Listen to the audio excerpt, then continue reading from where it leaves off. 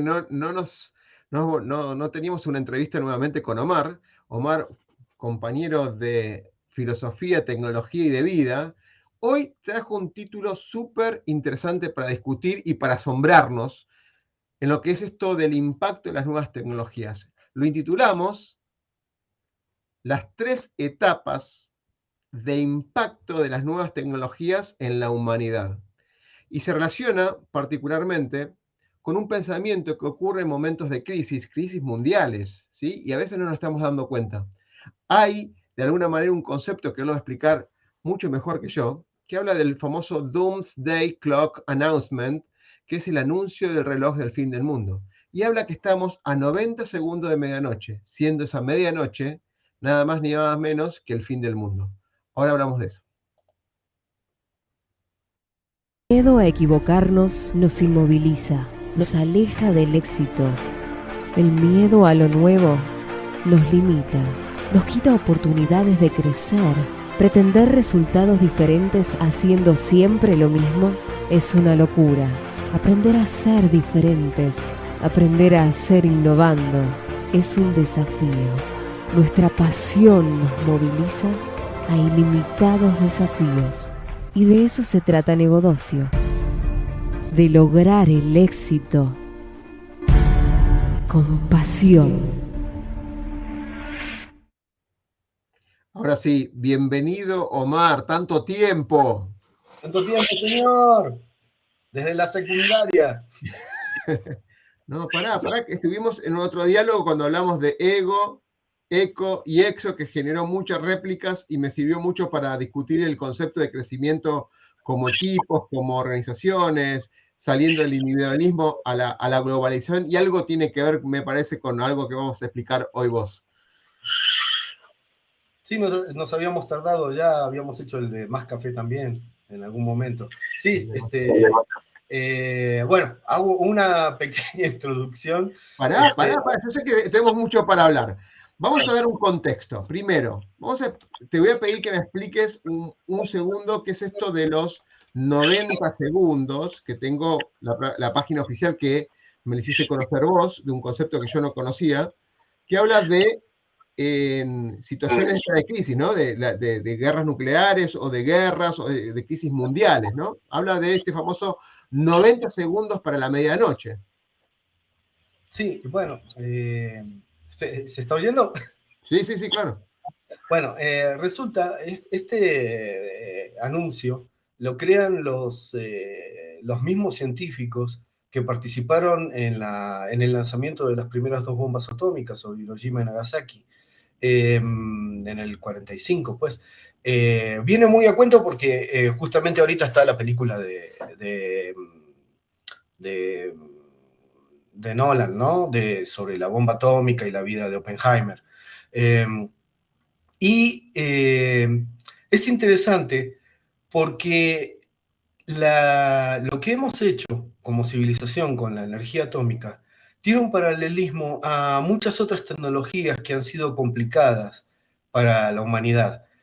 Y en esta última época hemos recibido como una andanada de tecnologías que fueron disruptivas y que todas comparten el mismo patrón de evolución que sufrió la energía atómica.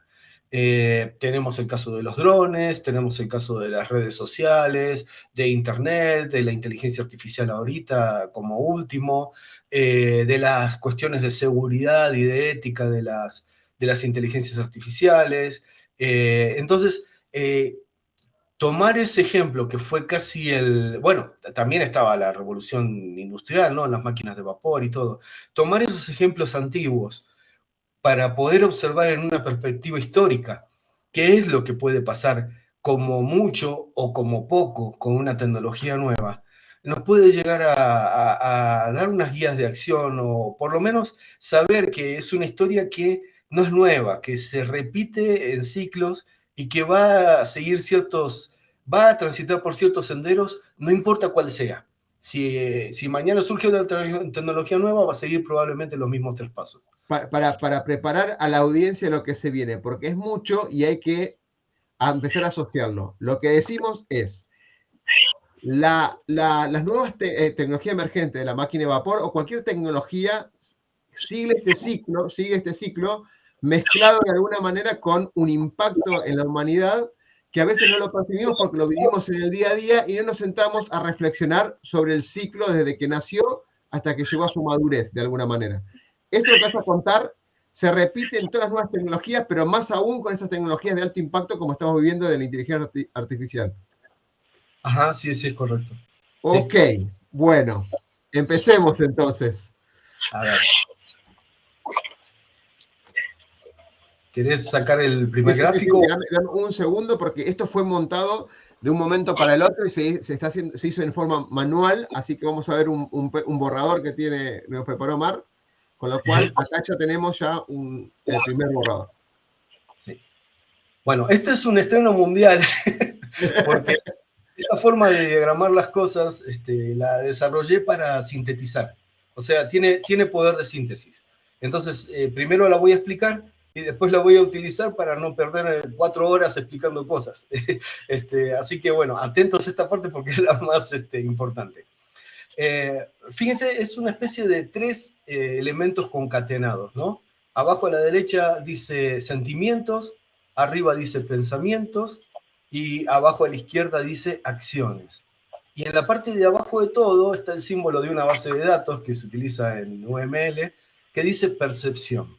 Entonces, lo que quiero decir es que eso es aplicable a la cognitividad humana. Lo que sucede, a grosso modo, obviamente la mente humana es muchísimo más complicada que esto. Esto es una herramienta nada más para explicar el proceso. Es que los pensamientos de uno no surgen de una forma completamente racional, son modulados por sentimientos. Y esos sentimientos pueden ser positivos o negativos. Entonces yo voy a usar el color azul para los sentimientos positivos y el color rojo para los sentimientos negativos. En el sentido de que hay sentimientos que te ponen en rojo, te ponen a pensar cosas negativas y llega el momento en que uno toma acciones en base a lo que pensó. Entonces, el círculo va girando en el sentido contrario de las agujas del reloj. Vamos a las emociones básicas. Esos sentimientos, por ahí nace con una emoción. El miedo, por ejemplo, es un sentimiento, pero es una emoción que genera un sentimiento. La alegría, la felicidad es otro sentimiento. Esas son las situaciones que estás planteando, entonces. Exactamente. Entonces, claro, cuando uno está dominado por el miedo o por la alegría, va a pensar, incluso conociendo las mismas cosas y siendo la misma mente y accediendo a los mismos datos, va a pensar cosas que van a estar moduladas por esa emoción. Y lo van a llevar a acciones que van a estar moduladas por la emoción inicial. ¿Por qué? Porque ya pensó, dio el segundo paso. Y eso, una vez que uno ya actuó, se convierte en la percepción que tiene uno de uno mismo. Entonces, digamos que una persona se asusta, ¿no? Entonces lo que piensa es que se tiene que defender y inmediatamente ataca. Y la percepción de él es de que es alguien violento. Y mientras más haga eso, la próxima vez su percepción inicial va a estar jugando ya en los sentimientos básicos. Entonces su círculo vicioso de refuerzo de que es una persona violenta va a ir creciendo. Y eso sucede en cualquier tipo de patología psicológica. Lo mismo pasa con los sentimientos positivos. Cuando una persona es confiada, alegre, se deja guiar por el entusiasmo, empieza a tener pensamientos creativos, empieza a tener ideas que tienen que ver con ayudar a los demás o a compartir conocimiento. Y cuando actúa, hace ese tipo de cosas. Y las personas se sienten agradecidas y él empieza a tener una percepción de él mismo, de que él es una persona que puede ayudar a los demás, de que es útil para compartir, de que va a ser querida y apreciada mientras más alto sea el nivel de lo que él desarrolle, cree o razone. Entonces, Omar, ahí sería un círculo virtuoso, en vez de vicioso, virtuoso. Exacto. Y los cherokees lo tienen estudiado desde hace mucho. Ellos decían, adentro de uno hay 2 lobos, uno bueno y uno malo. Y decían que la primera pregunta que surge cuando ellos dicen eso es, ¿qué lobo gana? Y la respuesta de ellos es simple, el lobo que uno alimente. Entonces, se trata de, cuando uno es autoconsciente de las emociones que está teniendo en un momento y que sus pensamientos están siendo modulados por esas emociones, es mucho más difícil que se deje guiar por pensamientos negativos. Es más probable que los pensamientos negativos los empiece a bloquear y que los pensamientos positivos los deje pasar. Pero primero hay que ser autoconsciente del proceso. Y hay muchas personas que cuando están enojadas dicen, es que en realidad todo el mundo me odia, o es que en realidad pasa esto, y empiezan a externar sus temores, y no hay manera de sacarlos de eso, porque para ellos la realidad es esa en ese momento. Y no son conscientes, o no son tan autoconscientes, del poder que tienen las emociones sobre lo que uno piensa. Y más que nada en una civilización como la nuestra, ¿no? En la que nos creemos completamente racionales, donde la filosofía occidental, no la oriental, pero la occidental sí, deja completamente de lado las emociones. Entonces, ahí hay un fallo completo, ¿no? De la forma de encarar, porque es difícil enseñar filosofía si el prerequisito es carecer de emociones. Entonces dices, bueno, pues hay que dejar de ser humano para ser filósofo, ¿cómo es? Claro, hay que negarse. Hay una frase que la aprendí de Tony Robbins en algunas charlas que he visto de él, que dice, la emoción abraza la razón. De acuerdo a la emoción que tenés, es lo que vos interpretás el mundo, por más que uses toda la lógica y el uso lógico y de razón que tengas en tu mente, ¿no? La emoción es como una especie de lentes que te dejan ver el mundo, percibir el mundo, como lo dijiste vos, de otra manera. Exactamente. Bueno, entonces en parte, partiendo de eso, voy a utilizar ese diagrama para explicar cómo funciona esto a la hora de las tecnologías, porque a veces nos sentimos muy agredidos por las tecnologías nuevas o muy apabullados tal vez, en el sentido de que somos impotentes frente a lo que pueda pasar. Y esas sensaciones de impotencia, esos sentimientos de temor, son emociones negativas. Y hay formas de enfrentar el asunto de una manera un poco más positiva y que requieren cosas que finalmente te van a terminar llevando a ser una mejor persona. Entonces, por eso fue que hice este diagrama, pues, para que se pueda entender para qué lado voy, o sea, por qué es que estoy planteando todas estas cosas. Así que bueno, lo primero que quería decir era que la humanidad ha lanzado apenas 2 bombas atómicas. Después de eso, no hemos encontrado otros usos de la energía atómica, y si se hace el balance de cuántas vidas se han salvado frente a las que se destruyeron con los primeros 2 lanzamientos, la energía atómica tiene un balance a favor en la cantidad de vidas que se han salvado, en la cantidad de energía que se ha producido a través de las centrales atómicas, pese a los problemas que tuvo en los fallos de las centrales y todo. Así que tenemos... Lo que estás diciendo entonces lo que estás diciendo es que más allá del momento drástico y terrible de haber usado las bombas atómicas para destruir la humanidad o destruir una población o personas, el uso posterior, en el buen uso de la energía atómica, generó o cuidó más vidas de las que destruyó originalmente. No justifica el primer hecho, naturalmente. Claro, y lo que quería dejar en claro es que es quizás la tecnología más peligrosa que ha utilizado la humanidad y que vaya a descubrir. Hay filósofos que dicen que la inteligencia artificial va a ser más peligrosa que las bombas atómicas, pero eso está primero por demostrarse, y probablemente forme parte de un manejo mediático. Entonces, lo que quería decir yo es que si con eso, que era lo más peligroso que podía alcanzar nuestra especie, con el conocimiento que tenía, todavía estamos en veremos a ver si en realidad la vamos a librar bien o no, todo lo demás como que queda mucho menos peligroso y bastante más manejable. Entonces, esa primera palabra de confianza, si el ChatGPT no explota una bomba atómica en cada casa, pues no deberíamos tenerle tanto temor.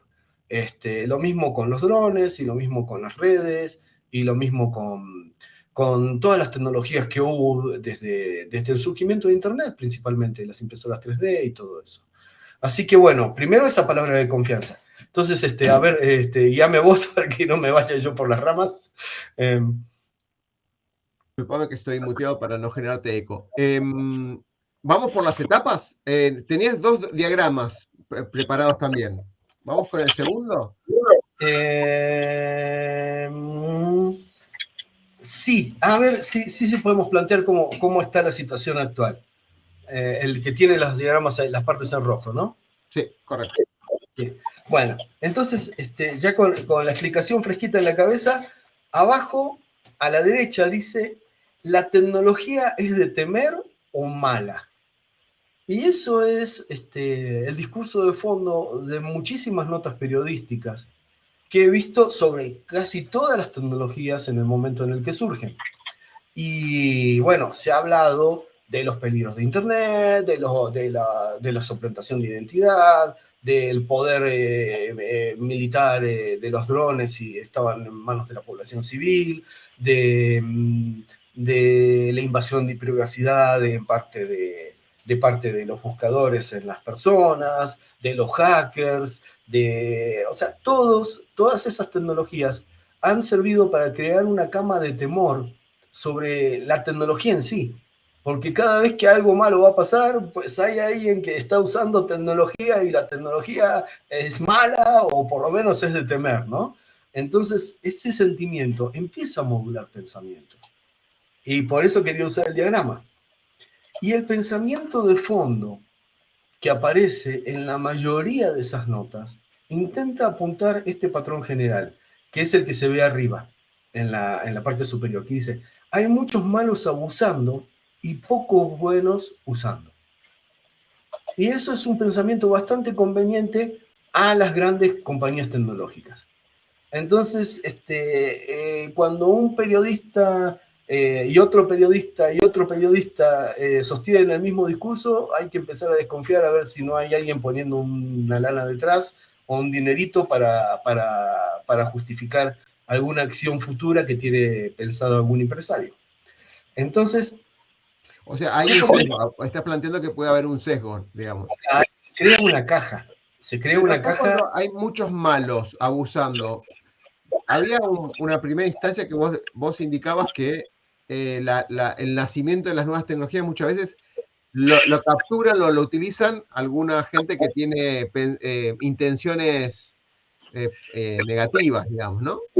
Sí, por eso ahorita quería yo llegar a las 3 etapas. Pero primero terminamos esto y Sí, después claro, ya claro. ¿Por qué? O sea, después de esto, que es esta percepción inicial, que parece muy bien fundada y que puede parecer que sí es cierta, vamos a ver en un contexto histórico cómo evolucionan las tecnologías y vamos a ver que esto no es tanto como parece. Entonces sí, para seguir entonces, si hay muchos malos abusando y pocos buenos usando, la percepción general a la hora de actuar, abajo a la izquierda, que era la parte de las acciones, no sé si se acuerdan del diagrama que mostré recién, en el diagrama la parte de abajo a la izquierda era qué acción quedaba. Entonces, la acción que queda es que uno no puede hacer nada al respecto. Lo plantean siempre como que hay un tal persona que domina esa tecnología y como uno no sabe nada de tecnología, pues está impotente frente a una invasión de seguridad o que venga un dron y le pegue un tiro porque trae un arma o lo que sea, o que una inteligencia artificial lo vuelva loco y lo induzca al suicidio, como leí por ahí. Entonces uno no puede hacer nada al respecto. Generan siempre la sensación de impotencia y ahí está abajo en la base de datos, en el dibujito ese, en esa especie de tubo, la percepción final que queda frente a la tecnología es una sensación de impotencia y temor. Son dos sentimientos Omar, negativos. para plantearlo, es como que vinieron el tema de el 2004, las redes sociales con Facebook, llegaron ahí, se adoptan o no, pero nadie puede hacer nada. Está ahí, en evolución, te puede generar miedo por desconocimiento, con lo cual no sabes qué hacer. Ahora lo mismo ocurre con lo que es, bueno, no quiero ni tocar el tema del 2020, porque ya lo hablamos la otra vez, pero sí con la inteligencia artificial, que sabemos que viene de hace mucho tiempo, pero ahora tiene un impacto grande.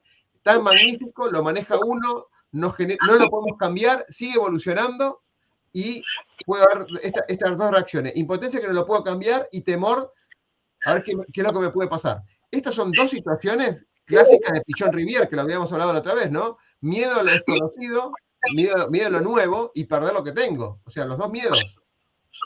Ajá, sí, sí, sí, y básicamente siempre se van a meter con alguna cosa que tenga impacto sobre todas las personas, porque justamente los medios masivos de comunicación tienen su poder ahí, ¿no? No van a generar un mensaje que preocupe a un sector muy cerrado de la población. Van a generar un mensaje que asuste o que alegre o que genere confianza o necesidad de compra de un determinado producto, pero para la mayoría de la gente. Entonces van a buscar lo que yo tengo, por ejemplo, los temores, ¿no? La sensación de seguridad, la sensación de perder de lo que yo tenía, y van a escatimar la información que pueda llegar a generar confianza. Esa probablemente no vaya a Entonces, aparecer por... me está diciendo que de alguna manera los informes que estuvimos viendo de los 10 trabajos más propensos a perderse con la inteligencia artificial, o los trabajos o los roles que se ven impactados o borrados o robados, o como quiera decirlo, por la inteligencia artificial, forman parte de este mensaje. Pues sí, sí, sí, sí, es básicamente el cambio no te va a favorecer, eso sí, y no vas a poder hacer nada. Así que nada más venimos a avisarte para que, bueno, pues compres el nuevo producto que ha salido. O sea, si es un intento de volver pasiva e impotente a la población frente a la tecnología, y esto no es nuevo. Entonces, por eso me parece interesante ver qué es lo que pasa con todas las tecnologías. Y ahorita vendría lo de los 3 pasos. Si querés, podemos desarrollar cuáles son los 3 pasos de la tecnología, de cualquier tecnología emergente, y eso va a servir para que podamos, eso ya vendría después. O sea, ¿qué es lo que podemos hacer? Es ese diagrama. Pero primero tendríamos que desglosar qué es lo que pasa con una tecnología cuando surge. Okay. Entonces, podemos, bueno, lo puedo decir rapidito. Sí, claro. La primera etapa, cuando surge cualquier tecnología, es lo que pasó, y nos podemos remitir otra vez a la energía atómica. Es la etapa del mono con navaja. Se utiliza primero para los usos más simples, porque todavía no se la comprende.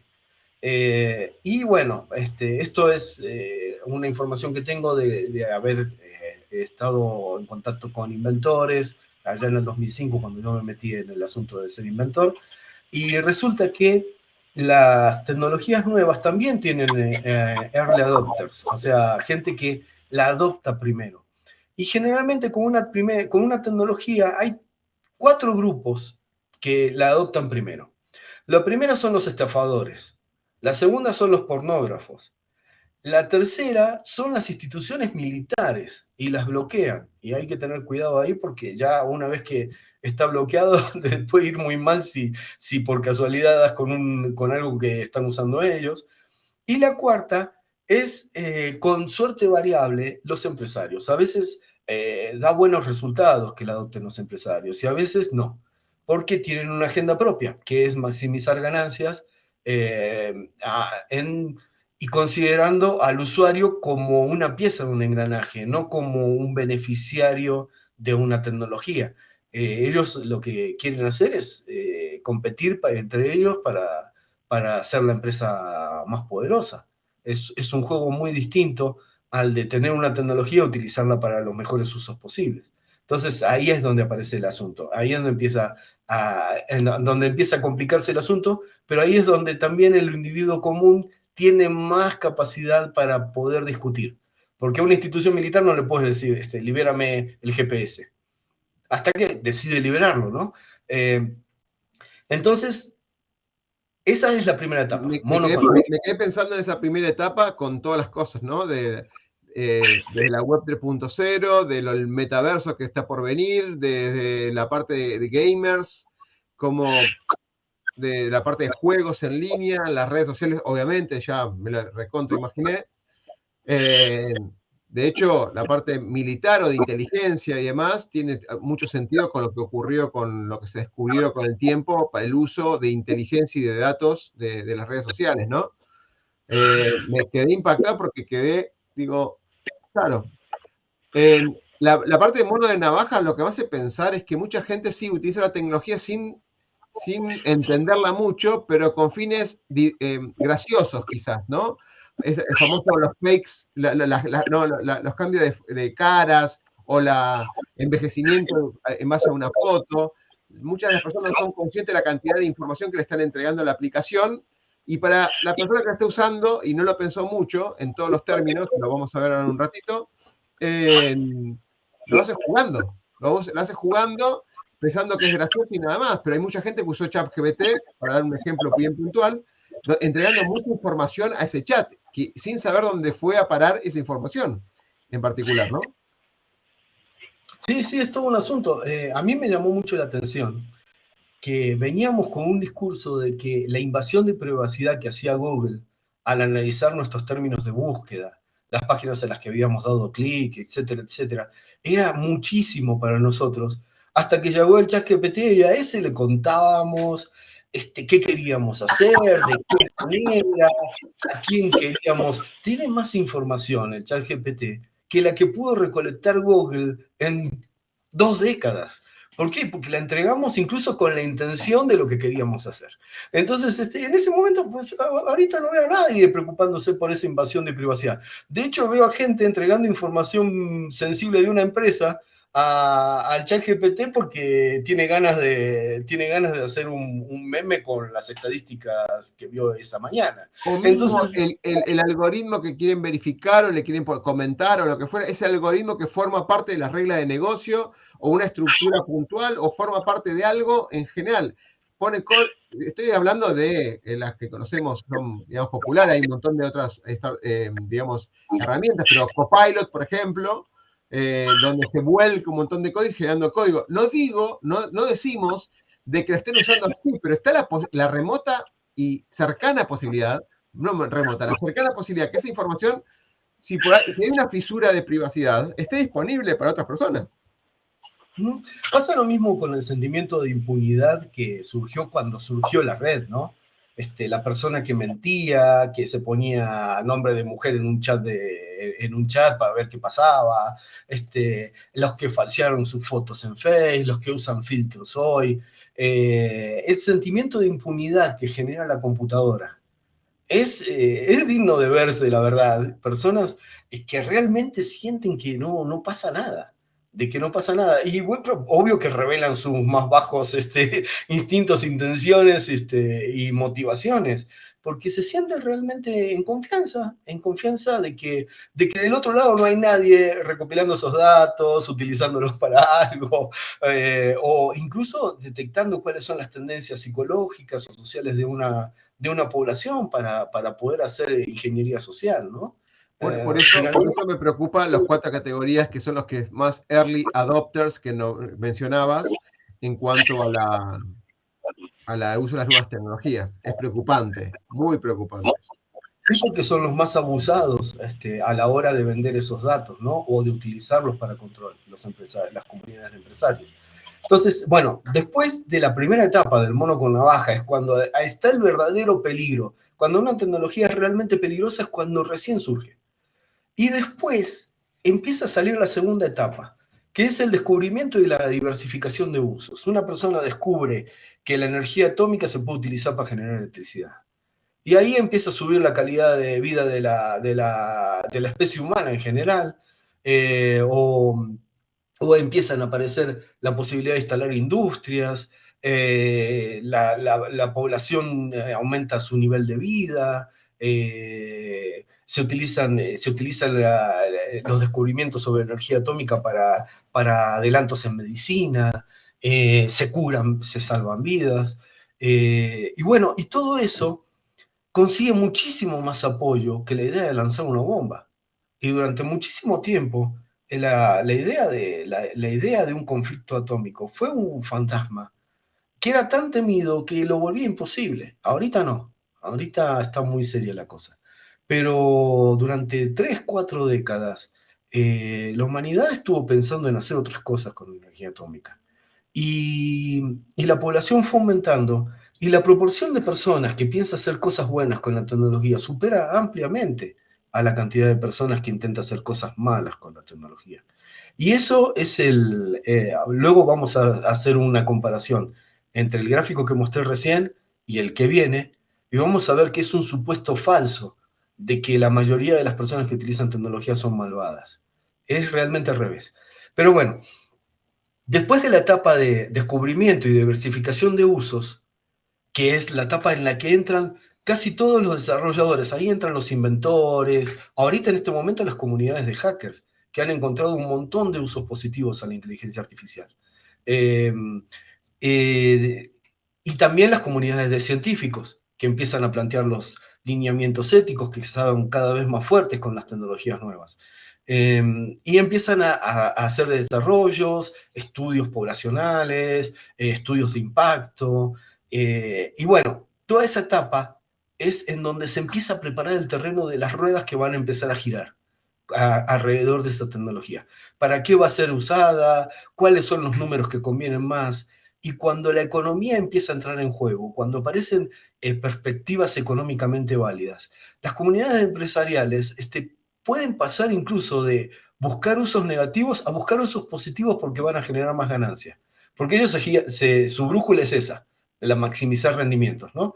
Entonces, ese es el momento en el que los estudios de para qué puede servir una tecnología positiva tienen que empezar a dar resultados prometedores en el sentido económico, porque es lo que permite que la sociedad los empiece a utilizar para bien, por una cuestión de conveniencia, incluso del ciudadano común, ¿no? Entonces, es interesante el asunto porque no es solamente tecnología, es tecnología, economía y sociología lo que se tiene que manejar en esa etapa. Por eso también tienen que trabajar los científicos, porque el hacker o una persona que estudia los asuntos como yo, no tiene una capacidad de análisis y de profundidad tan alta como para poder comprender los impactos a futuro. Entonces ahí es donde tenemos que trabajar todos, trabajar bien y rápido con una tecnología nueva para quitarle el único uso violento que tiene. Entonces, descubrir otros usos y diversificar y crear posibilidades. En ese momento se abren caminos. Y eso es lo que permite la tercera etapa, que es la Ahí vamos. masificación. Dame un segundo porque vamos a dar un poco de contexto esto a la actualidad, ¿no? En marzo digamos, se lanzó globalmente el tema de ChatGPT. Si bien estaba acotado a ciertos modelos de aprendizaje con información del 2021, se abrió a varios conceptos. Usarlo a través de API, la versión pago, la versión abierta, gratuita. Cualquiera de las dos tenía un sentido puntual para la empresa. Pero en menos de una semana tuvo 1 millón de usuarios, con lo cual este efecto, ¿sí?, descentralizado, globalizado, se empezó a generar. O sea, empezaron a aportar y empezaron a buscar un uso. Un dato que no es menor es que a partir de marzo, luego de 3 meses, ya había 4.000 aplicaciones dentro del ecosistema con diferentes usos para ayudar a marketing, para ayudar a la productividad, para ayudar a la escritura, para ayudar al plagio, lo que fuera. 4.000 aplicaciones. Al día de hoy son 6.500, con lo cual 6.500 aplicaciones en menos de 6 meses, menos de 3 meses, casi 4 meses, donde se empezaron a generar usos con un fin de resolver un problema, más allá del económico que puede llegar a ser, pero es ínfimo el económico, ayudar a un grupo social o un área en particular puede ser de una empresa o puede ser de la población en general. Con lo cual, se está dando ese esquema hoy por hoy con OpenAI o con la tecnología de inteligencia artificial que fuera. Se está dando ese concepto. Sí, y es interesante porque estamos hablando de que la tecnología esa Primero, como surgen varias empresas para resolver el mismo problema, desaparece la posibilidad de monopolizar. Y segundo, se sale rápidamente de la etapa violenta de la tecnología. Pero el ciudadano común tiene que poner de su parte, porque hay dos paradigmas de masificación. Ahorita estamos en la segunda etapa, todavía está en oferta, todavía no está una masificación como ocurrió, por ejemplo, con como ocurrió con las conferencias en línea durante la pandemia, que hubo durante bastante tiempo una pelea entre varias empresas que ofrecían el mismo producto para ver quién se quedaba con el asunto de las conferencias en línea, ¿no? Y todavía está esa guerra. Y bueno, todavía no se llega a la masificación, y con la reapertura, pues el asunto se ha difuminado un poco, ¿no? Pero pues se ha convertido ya en una herramienta que está en proceso de volverse masiva en un sentido diario, pues. Se ha estancado el asunto. Pero finalmente hay dos formas de masificar que yo veo. Una es la que proponen los empresarios, que es la de proveedores de soluciones, que sí tiene los pros, o sea, es gente que trabaja mucho, muy rápido, genera productos de calidad, como decías, 6.500 aplicaciones, una oferta y una demanda creciente y muchísimas posibilidades, ¿no? Entonces, por ese lado son todos pros, pero tiene sus contras. Toda empresa va a tratar de sostener la ignorancia que se tiene sobre la tecnología en sí. O sea, la tecnología no va a estar abierta, va a estar acotada a un uso específico, lo que decías recién. Todas las ofertas han sido sobre aplicaciones específicas para resolver problemas determinados, en donde la inteligencia artificial aparece como una especie de caja negra que es mágica y que la tienen ellos, ¿no? Entonces, eso es necesario para las empresas, porque si no, no podrían generar lo que pretende toda empresa, ¿no? El liderazgo a través del monopolio. Entonces, aunque digan que no, que tienen intereses altruistas y todo lo que ellos quieran, no hay manera de maximizar ganancias mejor que la del monopolio. Entonces, lo primero que tienen que hacer es sostener la ignorancia. O monopolio o un tipo de exclusividad de ser pionero, líder, y al generar masa crítica uno no puede salirse porque, por ejemplo, si se inventa una nueva red social, como ahora está el tema de Threads, de Meta, está bien, estás enganchado con lo que es Instagram, pero antes era el monopolio, entre comillas, de Twitter, no ha salido una competencia, pero es como que si vos te metés, es que si no se meten los demás, no tiene mucho sentido tampoco. ¿Cuántas de esas tecnologías surgieron?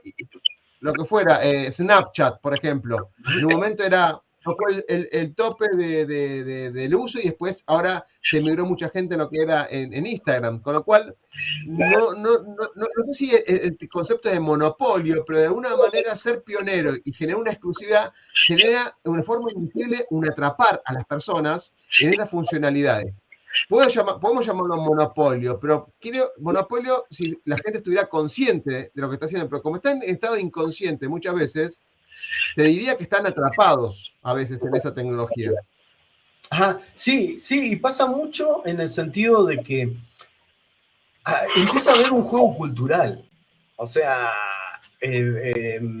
cada red social no terminó siendo exactamente lo que querían los creadores. Terminó siendo lo que la sociedad terminó determinando para lo que lo iban a usar, ¿no? Entonces, Instagram no es para presumir fotos, WhatsApp es para interactuar con amigos, TikTok es para bailar en shorts, y cada uno tiene una aceptación que no es la que el creador propuso a través de las funcionalidades y de las interfaces. Y el mismo creador termina trabajando con el desarrollo de la interfaz, los modos de acceso, patrones oscuros, que también están prohibidos, ¿no? Pero que se siguen utilizando, para poder moldear el modo en el que él quiere que se termine utilizando las redes. Así que sí hay un tire y afloje, pero es a nivel social. Es a nivel social. ¿Para qué va a terminar siendo utilizada la aplicación? Bueno, lo va a determinar el futuro y las necesidades de la gente. No las necesidades y los planes a futuro del CEO de una empresa, que puede estar más o menos acertado, pero generalmente sí se equivocan mucho. Entonces, bueno, entonces partíamos de sostener la ignorancia, tratar de generar un monopolio o una dependencia, como decías, ¿no? Y generalmente, por ejemplo, en el caso de los autos en Estados Unidos, se crean leyes para impedir el acceso a la tecnología. Está prohibido, por ejemplo, acceder a la computadora del auto, te comentaba antes de que empezáramos el video. En Estados Unidos está prohibido acceder a la computadora del auto. Y es argumentable que debería ser tu derecho porque puedes, utilizando un software desarrollado por una comunidad de hackers que estuvieron estudiando la forma en que consume y cómo controla los parámetros del motor la computadora de a bordo, se puede generar un ahorro de combustible bastante sustancial, pero no está permitido porque hay ya un bloqueo legal basado en unas justificaciones y fallos y qué sé yo. Pero bueno, ahí tenemos un caso bien clarito de cómo una empresa que tuvo la oportunidad de crear un bloqueo legal a la tecnología, ahorita impide que las personas tengan más libertad sobre cuánto combustible van a consumir a la hora de viajar, ¿no? Y estamos hablando de un momento en el que la ecología termina siendo, las emisiones de monóxido de carbono terminan siendo un problema muy serio, ¿no? Y ahí están los fabricantes firmes en su punto de que nadie puede acceder a las computadoras de bordo. Así que bueno. Y Omar, pongamos en situación esto. A ver, yo compro el auto con todas las partes que están ahí, con lo cual yo soy dueño de alguna manera de todo. Si de alguna manera hay una cuestión de garantías y demás, lo podemos ver en el contrato y demás. Ahora, esto vuelve al monopolio que estabas planteando. Solamente yo puedo regular cómo ese computador va a funcionar. Si yo tengo, pensemos en voz alta lo que es la comunidad open source, donde yo tengo algo abierto, donde puedo entrar y de alguna manera mostrarle que hay una opción mejor, no me la estarían aceptando si no paso por el monopolio, por la empresa en particular.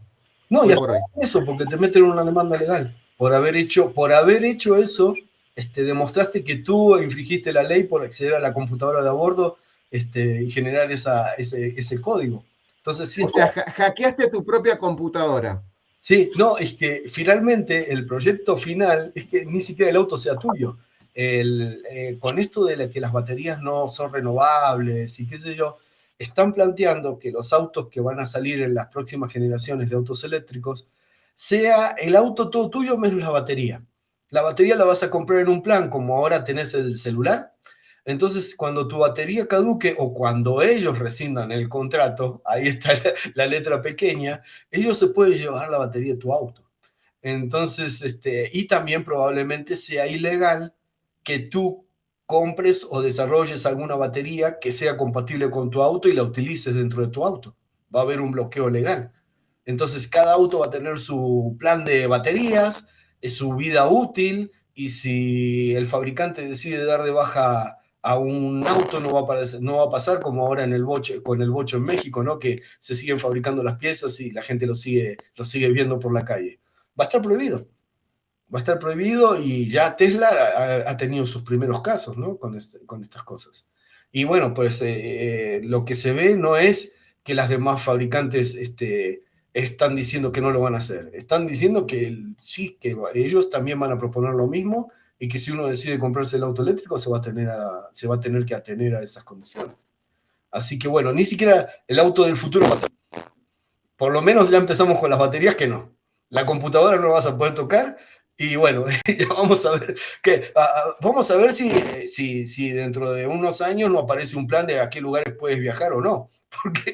Porque finalmente ya dicen, no, metimos otros abogados y va a haber una ley de turismo y si no vas a Cancún, pues vas a tener una multa. Ya, la verdad sí se siente un poco descarado. Pero bueno, yo esto último que dije lo dije en plan de broma, pero a veces uno termina haciendo bromas y en realidad está dando ideas, así que mejor me callo. Bueno.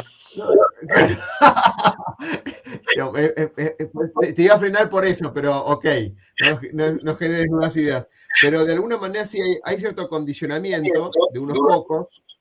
Volvemos al estadio de el primer borrador en papel que mostraste. Hay un estadio de unos pocos que podrían comandar estas regulaciones. Es una mezcla de todo un poco esto de quiénes regulan qué, ¿no? Recordemos que hoy por hoy hay 5 empresas de tecnología que dominan el mundo. O sea, con lo cual lo que pase por lo que decidan mostrarnos que podemos utilizar, más allá del show off, del marketing al respecto y de la buena intención que muestran para afuera, no niego que no sean así, pero pueden regular cosas en beneficio de la humanidad, punto suspensivo. En beneficio económico propio, y seguramente, porque tienen que seguir dándole vida a esto que están diciendo. Ahora, me preocupa estas situaciones donde en vez de evolucionar más exponencialmente el crecimiento de la humanidad por el buen uso, que dijiste antes, es mayor que el mal uso, el condicionamiento, de alguna manera, como la carta que vos también estás citando de los grandes empresarios que dijeron, frenemos un poco porque la inteligencia artificial se nos está yendo de la mano. Ahora me haces dudar si verdaderamente tenían buenas intenciones o era porque no podían controlarlo directamente. Había un player que se estaba yendo en forma exponencial, dejando muy atrás a los demás. Caso OpenAI con Google, Bard, que no causó el impacto que tenía que causar y ya empezó en tercer lugar a empezar a crecer. Dejaste pensando mucho eso y preocupado también, ¿no? Sí, mira, y sí es motivo para preocuparse, pero vamos a ver ahora otras razones de peso. Por eso también saqué a colación de que las redes sociales terminaron teniendo el uso que la gente les dio, más que el creador que lo propuso. Entonces, ese va a ser un punto muy fuerte en la parte final. Pero bueno, básicamente lo que intentan los empresarios, y atendiendo a sus propios intereses, eso también hay que decirlo, no podrían hacerlo de otra manera. Utilizan el monopolio y las leyes para detener la evolución tecnológica el mayor tiempo posible en el rango de productos que han creado. Entonces, surge una tecnología, ellos la hacen evolucionar hasta tener una serie de productos y venden todo el tiempo posible. Y el posible, pues estamos hablando de medio siglo, si se puede. El mismo producto, mejorándolo muy poco, para maximizar las ganancias de ese costo que les costó, que tuvo desarrollar esa línea de productos. Y cuando ya la recuperen 100, 1000, 1.000.000 de veces, recién ahí dan el segundo pasito. Pero de lo que se trata es que las grandes tecnológicas, más que apoyar el desarrollo tecnológico, tienen el control de la rueda de una manera muy cerrada. La hacen girar hasta donde les conviene, la detienen, pasan 3, 5, 10, 50 años, avanzan el otro pasito, y aunque ellos tengan ya la vuelta completa, las ganancias son las que la pérdida de ganancias o la caída del paradigma son las que van a determinar cuándo va a volver a girar la rueda. Y eso no es bueno para la humanidad. Es bueno para ellos, sí, sí. ¿Y es necesario para que ellos sigan compitiendo? Sí, está bien. Pero pues yo no soy Bill Gates, ni soy Elon Musk, así que pues esas cosas a mí no me parecen necesarias. Y yo creo que hay otro paradigma que podría ayudar, que es el comportamiento social frente a la tecnología. Entonces, ¿qué hacemos frente a unos empresarios que con sus leyes y con sus motivaciones, que son válidas también, proponen todo esto que finalmente no nos conviene? Y es convertirnos en divulgadores de conocimiento. O sea que cuando llega una tecnología nueva, En vez de sostener la ignorancia, lo primero que tenemos que hacer es reemplazar la ignorancia impuesta con estudio y dominio de la tecnología en sí. O sea, surgió ChatGPT, bueno, vamos a descubrir cómo funcionan estas redes, vamos a divulgar cómo funciona el patrón interno del código, vamos a demostrar con ejemplos prácticos a través de chats que hicimos cómo funciona y por qué se equivoca, en qué cosas es buena, en qué cosas es mala, debido a qué, cuáles son los algoritmos que están detrás, etcétera, etcétera.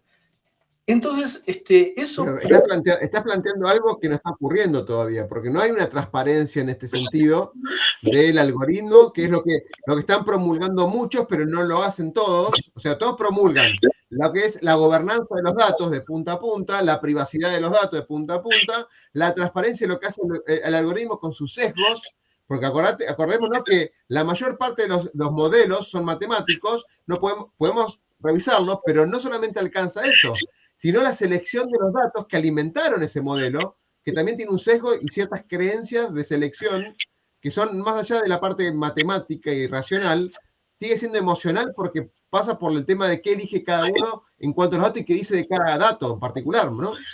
Exactamente. Entonces ya vemos aquí que hay una apertura ficticia y están haciendo el primer intento de sostener la ignorancia, pero podemos hablar de la tecnología en sí. Hacer un estudio histórico de desde hace cuánto que la inteligencia artificial está impactando la vida nuestra. Para decir un dato puntual, desde 1970 aproximadamente, no hay yacimiento petrolero que no haya sido descubierto por una inteligencia artificial, porque eran 5 o 7 veces más capaces que cualquier geólogo, y las alimentaron con una base de datos de conocimiento de todos los geólogos expertos del mundo. Nosotros tenemos petróleo hoy por hoy para los autos y gasolina, es debido a las inteligencias artificiales. Para saber cuál es el impacto real y desde dónde viene y cuánto ha influido ya. Porque nosotros pensamos que la inteligencia artificial tiene un impacto desde que se introdujo en los celulares en el 2021, pero no. Esto viene rigiendo o permitiendo la evolución económica de nuestra especie desde hace fácil 50 años. Entonces sí es importante conocer todas estas cosas, porque una persona que dice, pues si llegué hasta acá y ya pasaron 30 años, ya no va a tener tanto miedo de la inteligencia artificial. Dice, si no, no habría arrancado mi auto. O sea, me ayudó. Y podemos empezar a balancear eso de la misma manera que hicimos el balance inicial de la bomba atómica, ¿no? De la energía nuclear. Decir, bueno, ¿cuántas vidas salvó? ¿Cuánto contribuyó? ¿Cuánto nos ayudó la inteligencia artificial hasta el día de hoy? ¿Y cuánto peligro potencial tiene en este momento el ChatGPT? Y ya la balanza está inclinada a favor, pero muchísimo. Pero hay que conocer. Entonces el conocimiento, la divulgación y el dominio de la tecnología son cruciales en este momento. Porque, pues nadie está hablando de este contexto histórico de la inteligencia artificial que yo sepa. Todo el mundo está hablando de los temores, de que me van a dejar sin trabajo, de que esto, de que lo otro. Y bueno, pues son todos supuestos y muchos basados en la falacia de la pendiente resbaladiza, ¿no? Entonces, sí, y algo más, Omar, para complementar. Está bien, los miedos, obviamente, porque hablan más de los miedos de los que comunican, o por ahí con certezas, como está teniendo una visión de la humanidad actual. Recordemos que no todas las personas acceden a la tecnología. En cuanto a términos generales, supongo que somos 8.000 millones de personas, solamente acceden a la tecnología el 55%, o sea, mobile e internet, con lo cual quieren un 45% sin acceso. Digamos, la mitad del mundo no tiene acceso a esto. ¿Cuánto de esta mitad del mundo, estos 4.000 millones, pueden llegar a comprender algo? Pueden comprender lo que le dice un comunicador, simplezas como lo que llamamos prompt engineering, que es usar la herramienta, pero muy pocos acceden a compartir y a entender lo que le estás comentando vos, que es la transparencia y la profundidad. Es como si fuera un iceberg. Acá arribita estamos todos cómo hablar, pongámosle, cómo hablar con la inteligencia artificial. Le enseñamos a cómo codificar las palabras, usar las palabras para poder hablar con una inteligencia artificial, pero muy pocos están ahondando en el impacto de la transparencia, los algoritmos, los sesgos y demás para darle más conciencia. No creo que se esté dando tanto esto todavía, ¿eh? Y ya pasaron más de 4 o 5 meses. Sí, mira, es más, yo creo que es incluso bastante más grave el asunto. De la gente que tiene acceso a Internet en Latinoamérica, el 80% lo hace a través de celulares. O sea que solamente el 20% tiene una computadora. O sea que los que podemos desarrollar, estudiar y divulgar, somos un grupo muy cerrado, somos casi privilegiados en el mundo entero, ¿no? La mitad del mundo sin nada, la otra mitad con un acceso completamente restringido a través de un celular, y el 20% de los que quedamos, pues tenemos, yo creo que una responsabilidad moral de divulgar y de profundizar en estas tecnologías para evitar el dominio monopólico, ¿no? Que es lo que van a intentar hacer las empresas por una cuestión de intereses propios. Entonces, este momento es un momento histórico y es, la verdad, sí es un poco dramático porque cae mucha responsabilidad sobre los que podemos, ¿no? Pero también es un momento muy interesante, ¿no? Hay una canción de Jesus Jones que dice, se llama Justo aquí, justo ahora. Y habla de que el mundo se estaba viniendo abajo en la época en la que ellos escribieron la canción. Estaba él el escritor estaba con muchos temores y qué sé yo, y decía, pero en este momento veo al mundo despertar en la historia, así que yo quiero estar aquí y ahora. Entonces, si uno está en la oportunidad de poder hacer algo honestamente y de divulgar conocimiento para poder ayudar a la mayor cantidad de gente, creo que no es poca cosa. Creo que no es poca cosa. Bueno, entonces, ¿cómo se divulga? Antes de pasar al último diagrama. Lo digo rapidito. Reemplazar la ignorancia, ya lo había dicho, con estudio, niño, cosas que te permitan dominar la tecnología. O sea, además de estudiarla, el que estudió tiene que dar chance al que está leyendo eso para que él pueda experimentar y hacer lo mismo que él hizo. O sea, que las experiencias que comparta sean replicables. O sea, hice este experimento, me funcionó así, así, pruébalo tú, ¿no? En programación, en las webs de programación se ve mucho ahora, que el código fuente te dice, haz clic para ver cómo funciona, ¿no? Entonces el programador tiene una cadena ya directa, dice, no solamente estoy leyendo un libro, estoy viendo cómo modificar ese mismo para entenderlo mejor, ¿no? Y eso ayuda muchísimo en la confianza y en la seguridad del que está aprendiendo. Entonces, intentar eso. Después, tener la percepción de que el proveedor de soluciones no es una persona, que alguien que te provee soluciones como una gran empresa, no es lo ideal. Que mis problemas los tengo que resolver yo y no necesito a nadie que me venda una solución. Yo lo que necesito es comprender cómo funcionan las herramientas y usarlas para lo que yo necesito. Y estamos hablando de que eso puede acarrear el uso de tecnologías que aparentemente son de punta, con un costo mínimo y sin pago de suscripciones y sin, claro, la persona siempre balancea cuánto me cuesta aprender esto, cuánto me cuesta dominarlo frente a alguien que ya me da una solución hecha y me resolvió todo y me dijo no piense más y yo la verdad no tengo ganas de pensar más. Y el costo de no pensar más es alto. Porque luego al rato esa misma persona te dice, bueno, ya ahorita que ya generé el monopolio, ahorita no tienes derecho a hacer nada y ahorita vas a hacer lo que yo quiero que hagas tú con el celular.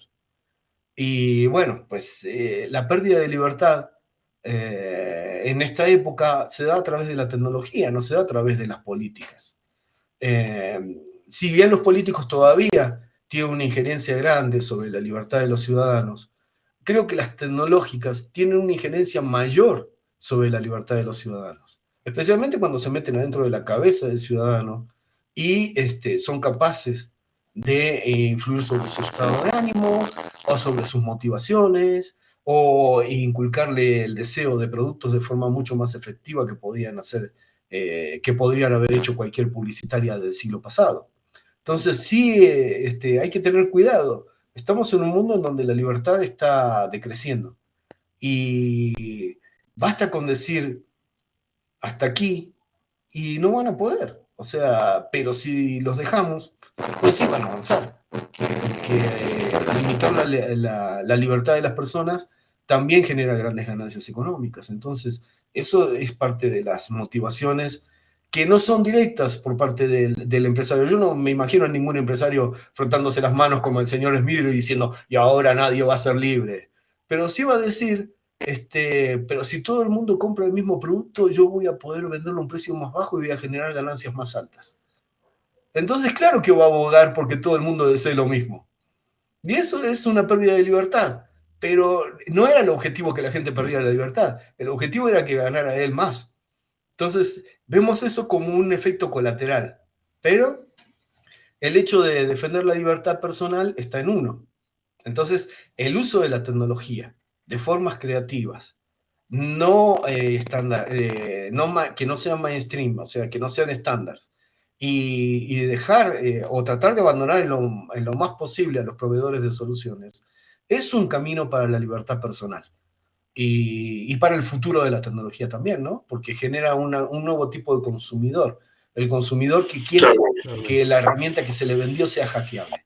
Yo quiero un aparato que lo pueda modificar, que lo pueda adaptar y qué sé yo. Y ya están surgiendo productos que son así. Entonces, ya estamos hablando de que esto es parte ya de un pedido que ya tiene un nicho de mercado y que hay algunos empresarios que están tomando esa idea y dicen, bueno, si lo quieren open source y open hardware, se los vamos a dar así, porque ellos lo que quieren es usar la herramienta para hackearla y que no sea ilegal. Entonces, ya hay un grupo de productos que ya surgen de esa manera, ¿no? Especialmente en el software de Linux y todo eso. Entonces, ya que uno dio con algún uso personal interesante, lo primero que tiene que hacer es divulgar y masificar antes de que caiga una ley que te lo impida. Entonces hay que hacer esto rápido. Entonces la divulgación de lo que logró hacer uno personalmente con una tecnología, aun por más personal que sea el uso, es importante porque genera un contexto social en donde dicen las personas quieren jugar y dominar las tecnologías que están llegando.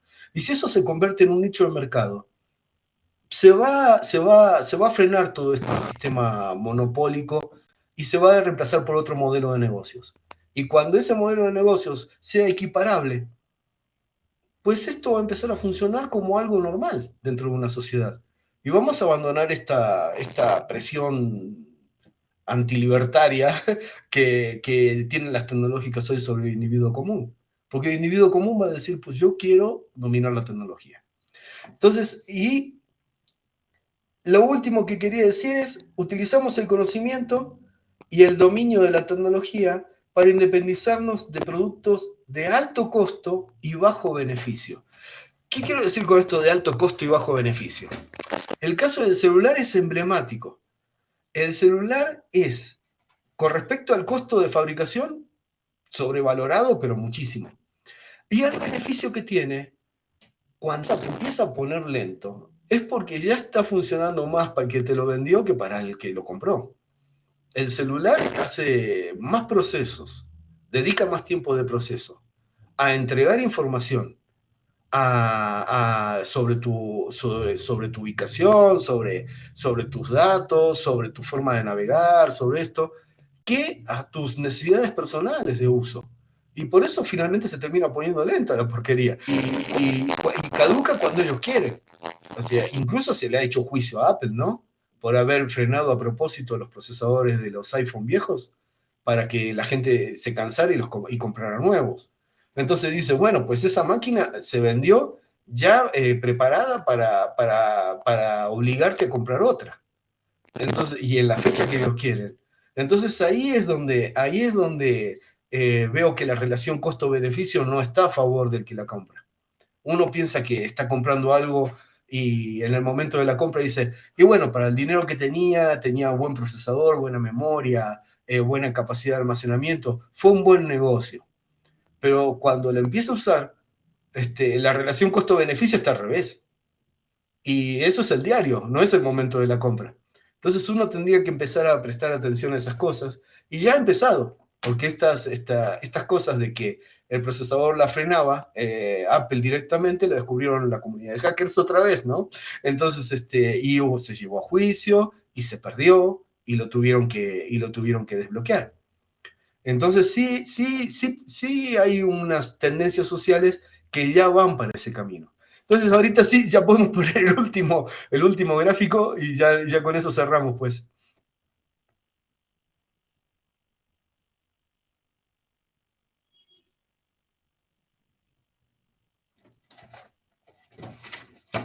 Bueno, no sé si querés acotar algo, si querés agregar alguna cosa, porque la verdad sí me extendí bastante.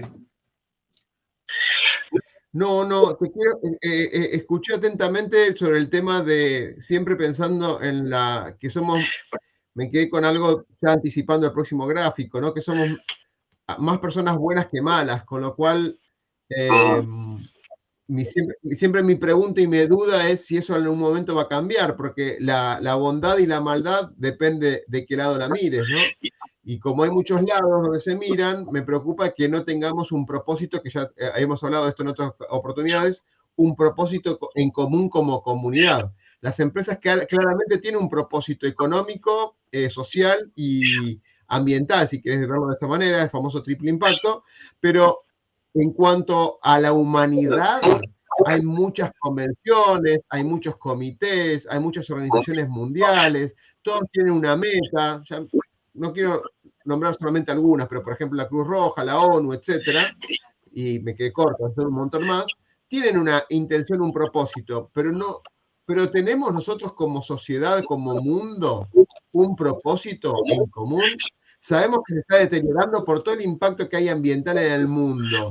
Con esta llegada de las tecnologías, ¿nos pondremos de acuerdo alguna vez con un propósito en común para hacerlo? ¿O las malas personas que vos nombraste al principio querrán tener la ventaja y sacar esa ganancia de esos pequeños, esos minutos, o esas horas, esos días que dure la llegada de las nuevas tecnologías? Y sacar un beneficio económico exclusivamente de forma individualista. Yo todavía no veo que haya, por lo menos en la sociedad alrededor de los países de Latinoamérica que he visitado, es un propósito en común entre toda la sociedad. Ajá, sí, bueno, mira, es un sí y un no. Por un lado, es correcta la percepción que tenés. O sea, no hay en este momento un individuo perteneciente a la aldea global que sea plenamente consciente de que tiene que tener una postura proactiva frente a la tecnología. Entonces, también es cierto que muchas personas actúan en base a motivaciones y que la mayoría de las personas van a actuar en base a motivaciones de forma honesta, van a hacer lo que puedan con lo que hay. Y ahí es donde los caminos, por ejemplo, la comunidad open software o las instituciones o las comunidades internacionales, pueden jugar mucho, a favor y en contra también, de ese tipo de cosas. Pero un individuo autoconsciente puede inclinar la balanza y mucho, y bastante rápido. Y lo primero que quiero resaltar es abajo a la derecha, donde dice, la tecnología es una herramienta y como tal no es buena ni mala. El cuchillo no es bueno ni malo. Uno decide si se lo clava al que tiene al lado o si se va a comer una comida y va a cortar con cuchillo y tenedor. Y esa decisión la hace uno diario. Entonces, saquen la cuenta de cuántas personas han matado con cuchillos y cuántas veces han comido y se van a dar cuenta de que la mayoría de las veces utiliza la tecnología con buena intención y ni siquiera piensa en los malos usos. Entonces, lo que quería resaltar era que el discurso que aparece a través de los medios de que la tecnología es mala o es de temer es una falacia. La tecnología no puede ser buena o mala.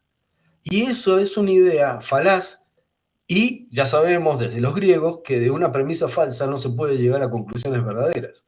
Así que todo el círculo que estaba en rojo de temor generado es falso, parte de una premisa falsa. Cada vez que cada vez que veamos un discurso que parta de eso, que parte de ¿eh? Sí, más o menos. Pero no, sí, ya nos queda poquito. Igual me queda 20% de batería. Entonces, el asunto es que tengamos cuidado cuando se parte de una mentira tan descarada, ¿no? La tecnología es mala. Y cuando se parte de que la gente es mala. Y no. Primero que somos, y ahí es donde salgo, hacia arriba, el pensamiento de que la tecnología es una herramienta y como tal ni buena ni mala, nos lleva a tener la confianza de pensar de que somos 8.000 millones y la mayoría no va a pensar en todo el tiempo utilizar tecnología para matarnos entre nosotros. Y la verdad es que el mundo actual no demuestra que estemos utilizando la tecnología para atacarnos. Estamos utilizando la tecnología para sobrevivir, para comunicarnos, para establecer lazos de comunicación. El plomero lo utiliza para conseguir trabajo, para atender a clientes. No está todo el tiempo buscando suplantar la identidad de las personas que tiene cerca. Y sería bastante fácil que cualquiera pudiera aprender lo mismo que un hacker y se la pasara planteando virus en las personas que ve vestidas con buena ropa y tratando de sacarles el dinero de la tarjeta de crédito. Y eso no pasa. Eso no pasa. La gente que tiene eso, la gente que tiene celular no utiliza para esas cosas. Entonces, primero poner los pies en la tierra. No está pasando eso. No está pasando eso. ¿Están tratando de asustarnos? Sí, sí, sí. ¿Por qué? Y porque están intentando generar una cúpula de ignorancia alrededor de la tecnología por los motivos que ya comenté. Lograr el monopolio, ¿no? Pero no está pasando eso.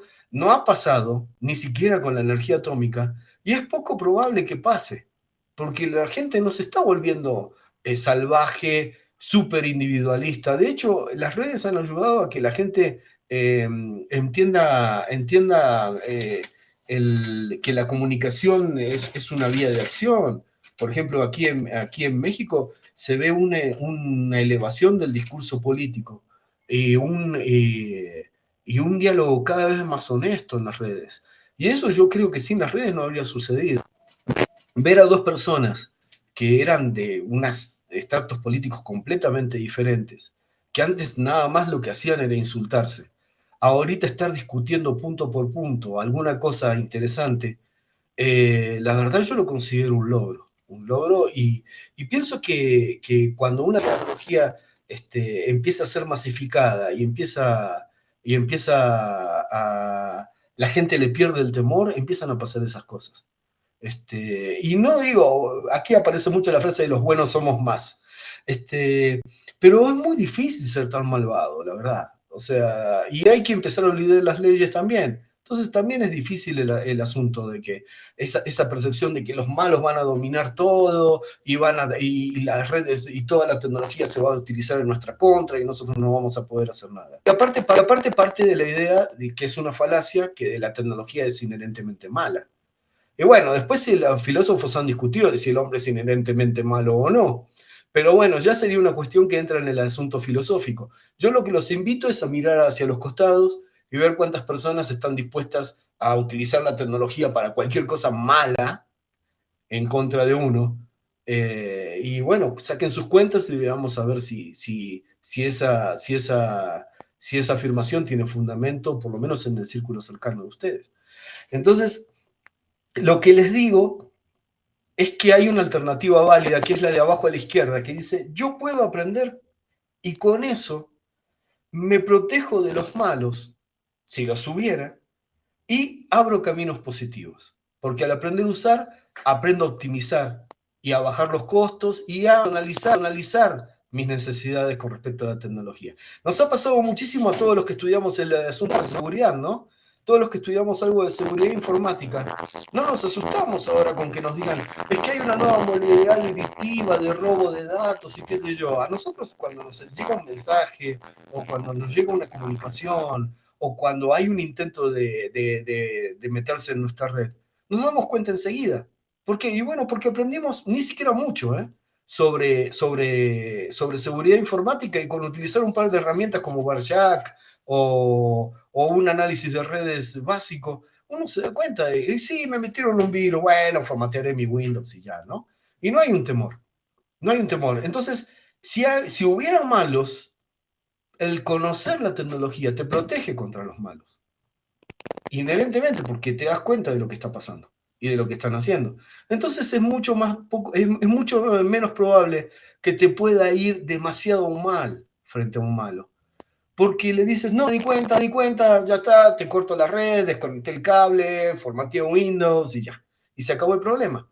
Y bueno, como pasa con la seguridad informática, puede pasar con cualquier otra tecnología, pero siempre y cuando nosotros estudiemos. Y ahí otra vez el estudio, el estudio. Y lo último con lo que quería cerrar es que cambia la percepción. La percepción de rojo pasó a azul y están los 3 puntos. La primera es la confianza. El que sabe tiene un cierto grado de confianza de cuáles son los límites de maldad o de bondad de una tecnología. Seasmo. ¿Por qué? Y porque las tecnologías, cuando uno las empieza a utilizar, son como juguete. Entonces uno siempre termina recordando y cuando encuentra una aplicación nueva y la comparte se siente bien. Y aparte ayuda a que la tecnología tome caminos positivos.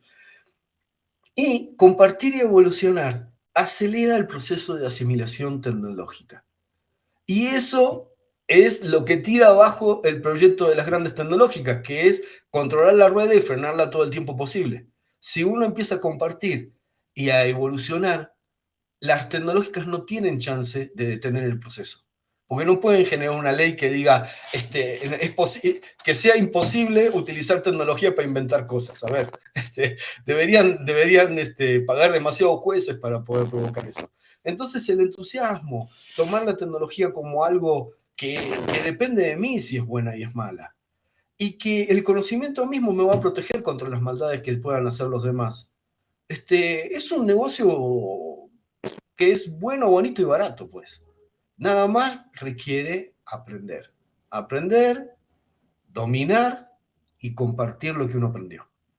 Esos son los 3 pasos.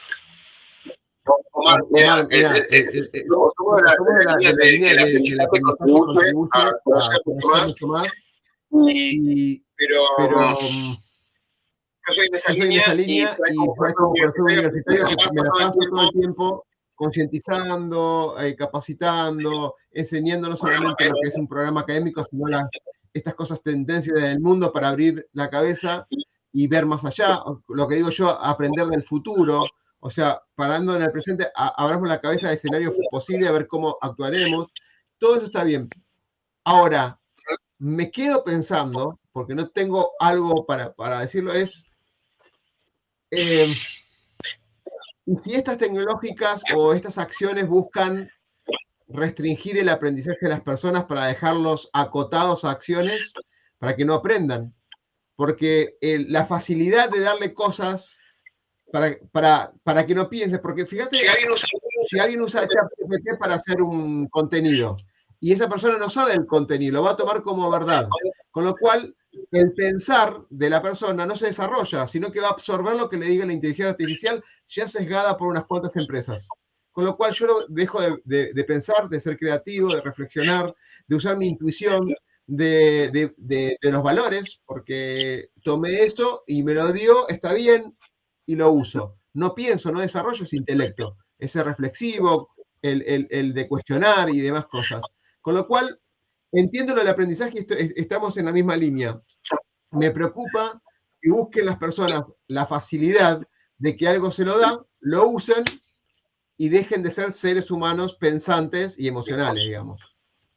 Bueno, ese proceso está en marcha ya, y es lo que le pasó al pobre Chomsky, que escribió una nota diciendo que si ChatGPT encontrara en la red que hay un consenso global a favor de que la Tierra es plana, y le preguntan cómo es la Tierra, ChatGPT te va a decir que la Tierra es plana.